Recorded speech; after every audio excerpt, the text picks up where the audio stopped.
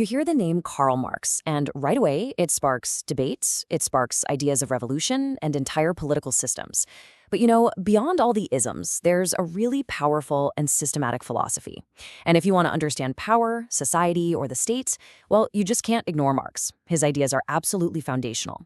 So in this explainer, we're going to dig into the core arguments of one of history's most influential and controversial thinkers.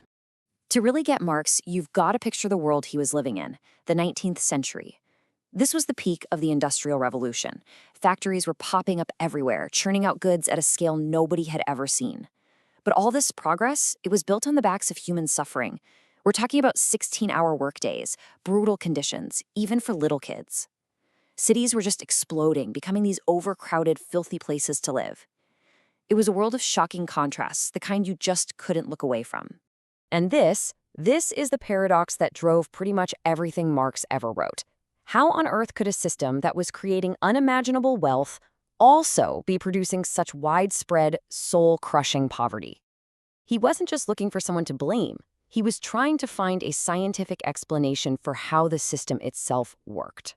So that leads us to his diagnosis. For Marx, the problem wasn't just a few bad bosses or corrupt politicians. He believed the entire system was fundamentally broken.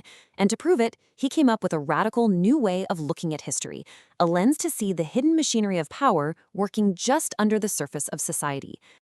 To build this new lens, Marx had to first take on the philosophical giant of his day, Hegel.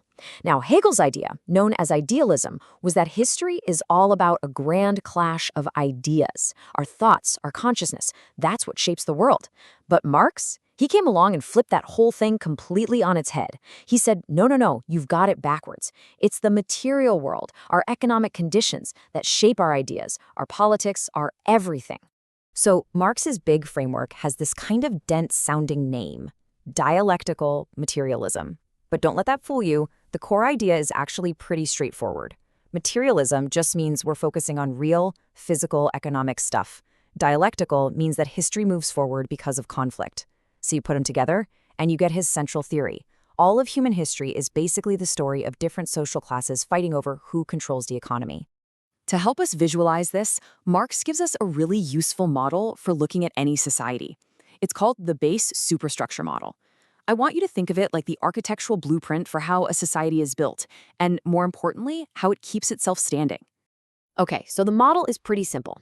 Down at the bottom, you have the base. This is the entire economic engine of society. We're talking the factories, the technology, the land, and crucially, the relationship between the people who own all that stuff and the people who work it. Then, everything else, our political system, our laws, our culture, family structures, even our religion, that's all part of the superstructure, and it's built right on top of that economic base. And here is the absolute key point. The superstructure is not neutral, not even close. According to Marx, the whole point of our laws, our government, and all the dominant ideas in our society is to justify and protect the economic base. In other words, they exist to serve the interests of the class that's in control of the economy. Okay, so if the base and superstructure are like the anatomy of society, what actually makes it move? What drives change? For Marx, the answer was simple and direct. Class struggle. That's the lifeblood of history. It's the engine that drives everything forward. This is probably the most famous line Marx ever wrote, and it really sums up his entire view of history. Whether you're looking at ancient Rome with its masters and slaves, or the Middle Ages with lords and serfs, all the way to his own time, he saw one continuous story, a conflict between the people on top and the people on the bottom. And in The Age of Capitalism, Marx argued that this ancient struggle had been simplified, really boiled down to one final epic showdown between two great classes. On one side, you've got the bourgeoisie, the owners. They control what he called the means of production, the factories, the land, the capital. On the other side, you've got the proletariat. This is the massive class of workers who own nothing except their own ability to work, which they have to sell for a wage just to live. And their goals, they're not just different, they are in direct opposition. So how does the owner actually make a profit? Marx's answer is this crucial concept called surplus value. He saw it as the core mechanism of exploitation in the whole system. Let's say a worker creates $100 worth of value in a day's work, but they only get paid, say, $25 in wages. That other $75, that's the surplus value, and it's taken by the capitalist as profit. See, the worker's wage isn't based on the value they create, it's based on what it costs for them to survive. Just enough to keep them alive and able to come back to work the next day. All the rest of that value, the huge majority of it, is captured by the owner. For Marx, this wasn't just unfair, it was the fundamental transaction that defined the entire capitalist system. So if that's the diagnosis of the problem, what did Marx see as the solution, the cure? Well, he didn't just analyze capitalism, he predicted its inevitable downfall and basically prescribed the path he thought society would take next. Now, this is crucial. Marx believed that capitalism contained the seeds of its own destruction. He saw this self-destructive cycle. Fierce competition would force owners to cut costs, which means slashing wages and replacing people with machines. This, in turn, makes the working class, the proletariat, bigger, poorer, and more desperate. As economic crises hit harder and more often, these workers would eventually wake up, realize their shared situation, what he called class consciousness, and organize. He laid out a very clear path for how this would go down. First, a revolution, where the workers seize control. That would be followed by a transitional phase he called the Dictatorship of the Proletariat, which just means a state run by the working class majority, whose job is to dismantle the old system. Once class differences were gone, the state itself would no longer be needed and would simply wither away, leading to the final stage, a totally classless communist society. And this transitional state was meant to be aggressive. The Communist Manifesto lists some pretty radical policies designed to completely tear down the old power structure, getting rid of private property and inheritance, putting the banks and transportation under state control, and providing free education for everyone. This was all about fundamentally rebuilding that economic base from the ground up. And the ultimate goal, the end game of all this, was a world completely beyond exploitation. A society where there's enough for everyone, where the state and social classes are things of the past, and where things are produced based on what people actually need, not for profit. This whole vision is captured in his most famous phrase, from each according to his ability to each according to his needs. Of course, as we all know, history didn't quite play out exactly the way Marx thought it would.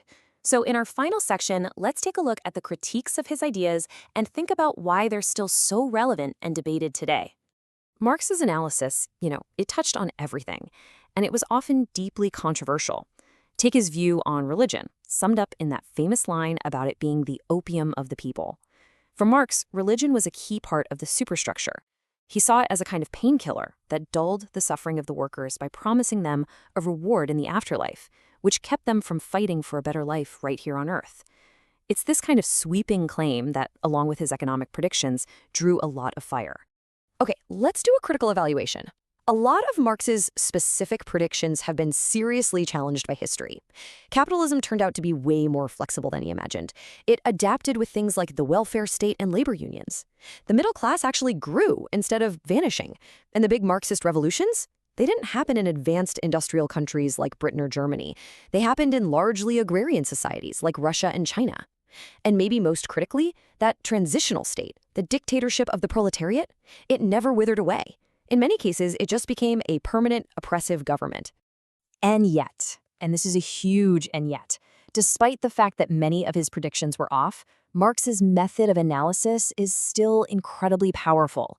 His core insight that you can't really understand a society's politics, laws, or culture without first understanding its economic DNA and figuring out who benefits from it, that idea completely changed the game for how we study power, sociology, and economics. And so that leaves us with one final big question.